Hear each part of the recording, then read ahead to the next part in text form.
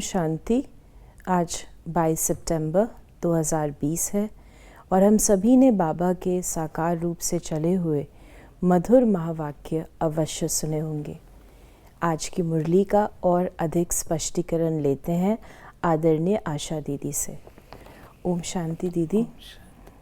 बाबा ने कहा, मीठे बच्चे, तुम्हारी प्रतिज्ञा है कि जब तक हम पावन नहीं बने हैं तब तक बाप को याद करते रहेंगे, एक बाप को ही प्यार करेंगे। ये बाबा हम बच्चों को भीति देते हैं, मोटिवेट करते हैं। महाभारत में बताते हैं, द्रौपदी ने प्रतिज्ञा ली थी कि जब तक मैं बदला नहीं लूंगी तब तक अपने बाल नहीं बांधूंगी। तो बाबा भी हम बच्चों को कहते हैं कि बच्चे, तुमको पावन बनना है और पावन दुनिया के मालिक बनना है। तो उसके लिए तुम्हें मुझे ही याद करना है,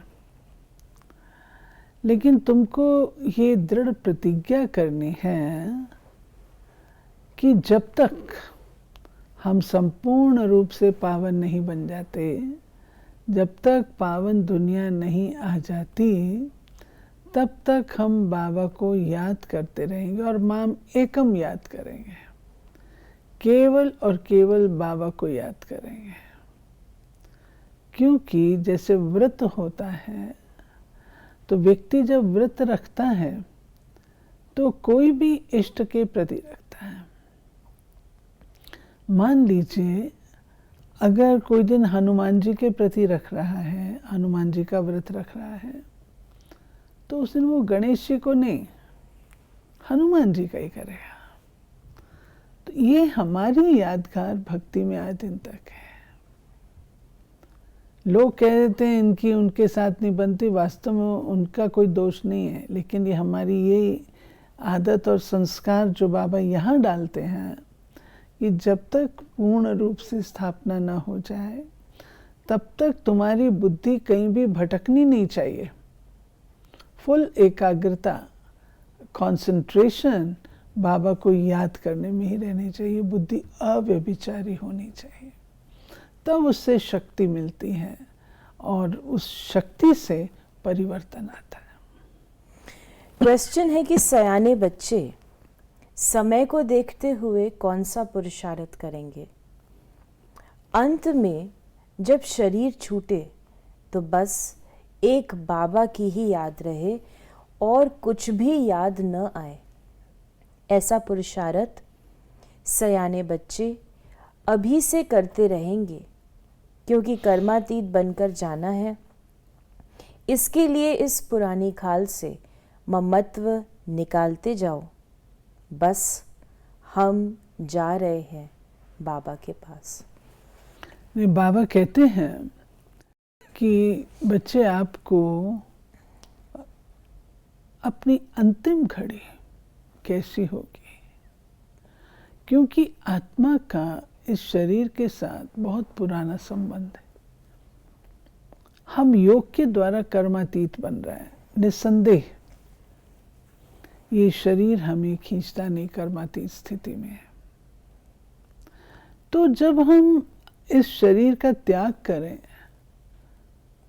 तो मक्खन से बाल जैसे होता है, जैसे होता है कि सांप केंचुली छोड़ता है सहज रूप से, ऐसे ही हम योग के द्वारा अपने आप को इतना शक्तिशाली बनाएं जो अंतिम घड़ी में हमें कुछ और याद ना आए, बुद्धि कहीं और ना आकर्षित हो जाए, सहज रूप से हम इस देह का त्याग कर सकें। उसके लिए चाहिए बहुकाल का अटेंशन, जो सार में भी था, प्रश्न में भी है। बहुकाल का अटेंशन चाहिए, केवल एक बाप में ही बुद्धि स्थिर हो और कहीं भी ना जाए। आज का गीत है ना, वो हमसे जुदा होंगे। न उल्फत दिल से निकलेगी। बाबा ने कहा, बाबा हम आपके जो बाप बैठ बच्चों को समझाते हैं, बच्चे प्रतिज्ञा करते हैं बेहद के बाप से। तो प्रतिज्ञा क्या है? बाबा हम आपके बने हैं, अंत तक जब तक हम शांति धाम में पहुँचेंगे, आपको याद करने से हमारे जन्म जन्मांतर के पाप जो सिर पर हैं वो जल जाएंगे। इसको ही योग अग्नि कहा जाता है, और कोई उपाय नहीं। बाबा बता रहे हैं कि योग अग्नि है। अब आत्मा में जो जन्म जन्मांतर के पाप हैं वो कहाँ लगे हुए तो नहीं है, शरीर में कहीं दिखाई तो नहीं दे रहे हैं, आत्मा के अंदर है। वो कैसे दिखाई देते हैं? हमारी आदतों में, हमारे बोलचाल में, चाल चलन में दिखाई देते हैं। मान लीजिए अंदर में क्रोध है, तो क्रोध है तो मेरी भाषा में भी दिखाई देगा, स्ट्रॉन्ग लैंग्वेज होगी। लोभ है तो ऐसी वृत्ति, मोह है तो चीज़ों से आसक्त। ये सब हमारे अंदर जो बहुकाल से भरे हैं, 2500 साल से भरे हुए हैं, उसको बिल्कुल नष्ट कर देना, खत्म कर देना इतना सहज। ज्ञान से हम समझ लेते हैं कि हमें नष्ट करना है, लेकिन अब उनको करें कैसे ख़त्म? ये कूड़ा रखा है, ये पता है ये कूड़ा रखा है, अब इसको तो आग लगानी है ना। वो साधन है योग की अग्नि। और जब तक हमारे ये संस्कार साफ नहीं होते, आत्मा बिल्कुल स्वच्छ और पावन नहीं बन जाती, तब तक मूल वतन में भी जा नहीं सकती। मूल वतन है पावन धाम, और अगर पावन धाम में अपवित्र आत्मा प्रवेश करे, हो नहीं सकता। तो लास्ट में हमको कठिनाई का सामना करना पड़े, क्यों ना अभी हम अच्छी तरह शिव बाबा को याद करके अपनी योग की अग्नि सुलगा करके उन पापों को नाश कर दें। शिव के आगे त्रिमूर्ति जरूर चाहिए। बाबा ने कहा कि तुम सीख रहे हो जगत को पावन कैसे बनाए, और ये भी लिखना है डेटी सॉवरेनिटी आपका जन्म सिद्ध अधिकार है। और दूसरी बात, सिर्फ बी के नाम जो पढ़ता है उसमें प्रजापिता अक्षर ज़रूरी है, क्योंकि ब्रह्मा नाम भी बहुतों के हैं। ये बाबा ने समझाया अनादि और आदि। अनादि पिता शिव बाबा, जिसकी हम संतान आत्मा रूप में हैं, लेकिन शिव बाबा को जानने समझने के लिए, उनसे योग युक्त होने के लिए हमें शरीर की ज़रूरत है। हम कैसे उन्हें सुनेंगे, कैसे देखेंगे? तो शिव बाबा प्रजापिता ब्रह्मा के रथ को अडॉप्ट करते हैं और उनके मुखारविंद से हमें जन्म देते हैं। आत्मा के रूप से हम सब भाई भाई हैं। आत्मा ज्योति बिंदु, शिव बाबा ज्योति बिंदु, मैं भी ज्योति बिंदु, आप भी ज्योति बिंदु, सब कोई ज्योति बिंदु है। उस अनादि स्वरूप में हम आपस में भाई भाई हैं। और जब आदि स्वरूप होता है हमारा, ब्रह्मा के रूप से, उनके मुखारविंद से जब हम जन्म लेते हैं, जीते जी मरते हैं पुरानी दुनिया से, नए जीवन में जीते हैं। ट्वाइस बॉर्न, द्विज जिन्हें कहा गया, मुखवंशावली जिन्हें कहा गया, वो तो बहन और भाई दोनों होंगे ना। तो इसलिए बाबा ने कहा वहाँ पर बी के बहन भाई दोनों होते हैं। बाबा ने कहा आज कि गृहस्थ व्यवहार में रह पवित्र बनना ये बहादुरी का काम है। महावीर अर्थात वीरता दिखाई। ये एक बहुत ही विलक्षण कहूँ क्वालिटी है, बाबा की उपलब्धि है, प्रमाण है बाबा की पढ़ाई का। हमें भगवान पढ़ाते हैं। आज इस धरती पर कोई ऐसा व्यक्ति हुआ आज दिन तक जिसने इतनी बड़ी सेना को पवित्र रहने के लिए आदेश दिया हो और वो पवित्र रह रहे हो, और वो भी सन्यास करके नहीं, घर गृहस्थ में रहते हुए, संसार में रहते हुए एक व्यक्ति तो जो भी आए उन्होंने अपने इर्द गिर्द वालों को 10, 12, 20, 25, 100, 1000 उनको बनाया होगा, सिद्धार्थों ने। लेकिन शिव बाबा वह ज्ञान जब हम बच्चों को देते हैं, ज्ञान समझ में आता है, तो इस प्रकार गृहस्थ व्यवहार में रहते हुए राजा जनक के सदृश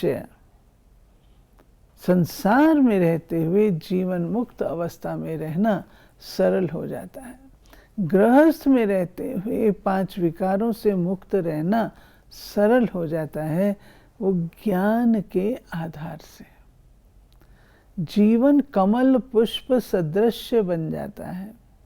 कमल भी कीचड़ में खिलता है, न्यारा और प्यारा रहता है। तो ये बाबा के ज्ञान से ही संभव है। उनको बाबा कहते हैं महावीर। महावीर इसलिए क्योंकि दुनिया में कहा गया कि आग और कपूर ये इकट्ठे रह ही नहीं सकते। अगर कहीं कपूर पड़ा हो, जरा सी अग्नि हो तो जल जाएगा।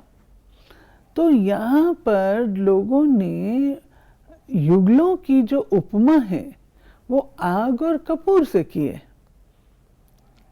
कि अगर ये दोनों इकट्ठे कैसे रह सकते हैं, स्त्री पुरुष रह ही नहीं सकते हैं। उनको एक दूसरे का आकर्षण अवश्य विषैला बनाएगा। ये दुनिया में इतिहास में ऐसे कोई हुए ही नहीं है। सन्यासी कहते असंभव है, तब तो घर बार छोड़ के गए, क्योंकि उनके पास वो ज्ञान नहीं था।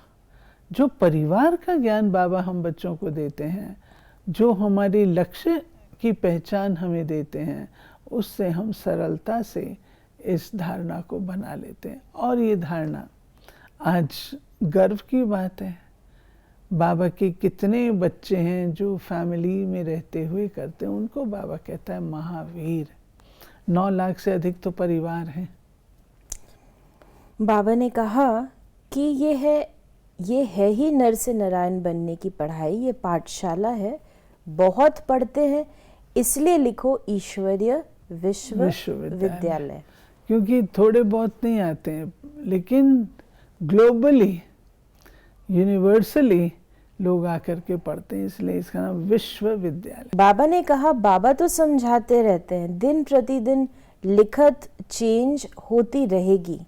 ऐसे नहीं पहले क्यों नहीं ऐसा बनाया, ऐसे नहीं कहेंगे पहले क्यों नहीं मन मन आभव का अर्थ ऐसे समझाया। कई बार ऐसे सवाल पूछते हैं भाई बहन, ये बात अभी बाबा बता रहे हैं, पहले क्यों नहीं बताए। ये तो बड़ी कॉमन सेंस की बात है। जब कोई चीज़ आप स्टार्ट करते हैं जो बिल्कुल न्यारी और नई होती है, उसको समझने में आपको टाइम लगता है। मान लीजिए आजकल के मोबाइल्स हैं, कंप्यूटर्स हैं या आईटी है, ये आम तौर पर तो सामान्य रूप से किसी को भी इनका ज्ञान नहीं है। जब हम टाइप राइटिंग से इसमें शिफ्ट करते हैं तो हमें समझने में टाइम लगता है ना। ऐसे ही जब हम पुराना इतना सारा ज्ञान जो दिमाग में भरा हुआ था, उसको जब हमको चेंज करना है तो उसमें टाइम तो लगेगा। पहले ABC बाबा सिखाएगा, उसके बाद फिर और बड़ा, फिर और बड़ा, फिर और बड़ा। तो ये सवाल उठता नहीं कि MA की पढ़ाई 2nd क्लास के बच्चे को नहीं पढ़ाई जाती। बाबा कहते हैं ये बात समझना है। और आज बाबा ने सरेंडर के लिए भी काफ़ी 2-3 बातें बताई कि सरेंडर है। कई बार अहंकार आ जाता है कि हम तन मन धन से सरेंडर हैं, लेकिन याद के बिगर क्या बनेंगे। दास दासी बनने से तो साहूकार प्रजा बनना अच्छा है। जीते जी मरे हो, परंतु जबकि आत्मा भी पवित्र बने। और बाबा ने ये भी कहा आज कि पिछाड़ी में तुम बहुत कोशिश करने लग पड़ेंगे, अभी तुम समझते नहीं हो, पिछाड़ी में बहुत बहुत पछताएंगे। बाबा साक्षात्कार भी कराएंगे, ये पाप किए हैं, अब खाओ सज़ा। पद भी देखो, शुरू में भी ऐसे साक्षात्कार करते थे, फिर पिछाड़ी में भी साक्षात्कार करेंगे? बाबा का एक लॉ है कि वो कभी भी सज़ा बिना प्रमाण के नहीं देते। बाबा हमको एम्पल अपॉर्चुनिटी देते हैं कि योग से अपने विकर्मों का नाश करो, परंतु अगर नहीं करते हैं तो फिर बाबा कहते हैं सज़ा दूसरा माध्यम है। और मैं सज़ा कैसे देता हूँ? मैं पहले साक्षात्कार कराता हूँ कि देखो तुमने ये किया हुआ है, और रिकॉर्डिंग दिखाता है, ये तुमने किया हुआ है, अभी बोलो क्या किया जाए आपके साथ। उस समय तो पश्चाताप होगा ना, ये छोटी छोटी बात मैंने क्यों नहीं ठीक कर ली, इतनी बात थी मैं ठीक कर लेती।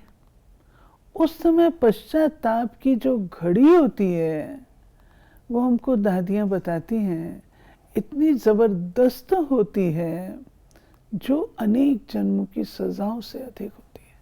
पश्चाताप, तब बाबा कहते हैं शल पश्चाताप की लाइन में खड़ा ना होना पड़े। और बाबा तो एक एक चीज़ अटेंशन से और साक्षात्कार करा के और फिर सज़ा देता है। वो देखना ही सज़ा हो जाएगी।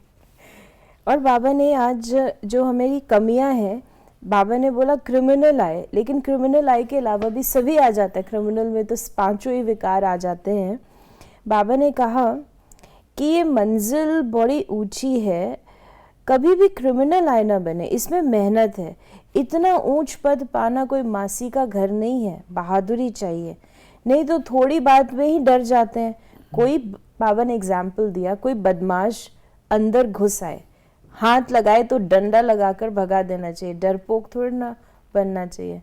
शिव शक्ति सेना गाई हुई है ये बाबा ने, शायद जो सेंटर्स पर कोई आए या मानसिक दोनों रीति से नहीं, ये घटना है, घटना के हिसाब से मैं सुना देती हूँ। समय तो हो रहा है, परंतु एक बार हमारे ईश्वरीय विश्वविद्यालय के बारे में लोगों के मन में बहुत खराब मान्यताएं थीं कि ये बहन भाई बनाती, एक तरफ ये थी और दूसरी तरफ कहते थे ये ना यहाँ सारी महिलाएं रहती हैं तो ये अच्छी संस्था नहीं है, खराब है। तो चेकिंग के लिए एक बार एक व्यक्ति आए, ऑफिसर होंगे क्या, और चंद्रमणि दादी वहाँ थे, तो मिलना है।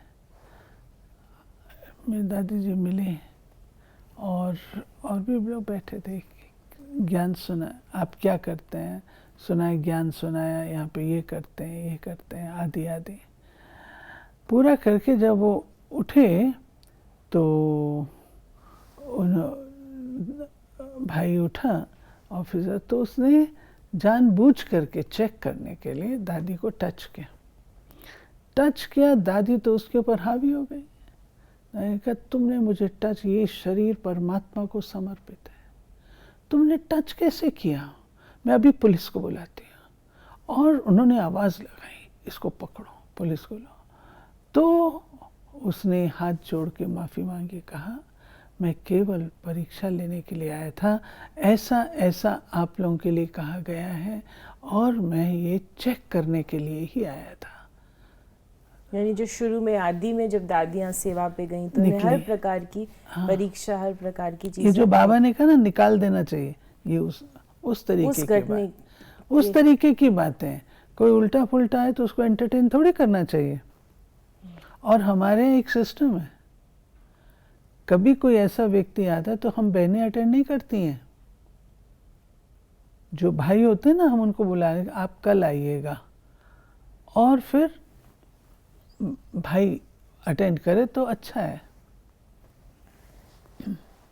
आज का वरदान है कि अपनी शुभ भावना द्वारा निर्बल आत्माओं में बल भरने वाले सदा शक्ति स्वरूप भव।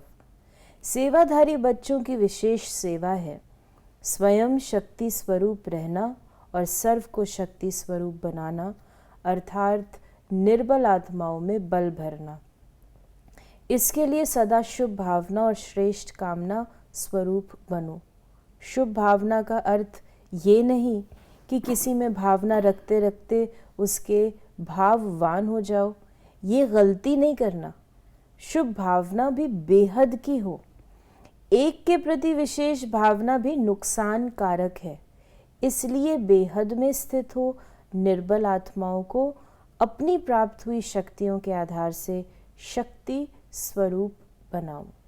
निर्बल आत्माओं को शक्तिशाली बनाने के लिए उनको पांव पे खड़े रहने के लिए कहना है, प्रोत्साहन देना है। कई बार ऐसा होता है कि आप उनके ऊपर तरस कर लेते हैं, रहम करते हैं, भावना बेचारे बेचारे बेचारे, और सच में वो बिल्कुल बेचारे ही फिर रह जाते हैं। बाबा कहते हैं ये कोई रहम नहीं है, ये उल्टा रहम है। आपने उसको जीवन से बेहोशी में ले आया, डिपेंडेंट बना दिया। हाँ, आपके ऊपर डिपेंडेंट हो गए। आपका काम है उसे शक्तिशाली बनाओ। आज वो इतना करेगी, कल वो इतना करेगी, परसों इतना करेगी, पाँव पे खड़ी हो जाएगी। लेकिन आप जब तुमको कोई बात हो, तुम मेरे से बात कर सकती हो, तुम तो वो ज्ञान क्या यूज़ करेगी, योग क्या यूज़ करेगी, तपस्या क्या करेगी। इसलिए कभी डिपेंडेंट नहीं बनाना चाहिए। स्लोगन है, अलंकार ब्राह्मण जीवन का श्रृंगार है, इसलिए अलंकारी बनो, दे अहंकारी नहीं। अलंकारी बनो, दे अहंकारी। तो ये थे बाबा के आज के महावाक्यों का और अधिक स्पष्टीकरण। यदि आपके मन में भी कोई प्रश्न है तो आप व्हाट्सएप करें 8826599309 पर, और हम आपके प्रश्नों का उत्तर प्रश्नोत्तरी कार्यक्रम में लेने का प्रयास करेंगे। ओम शांति।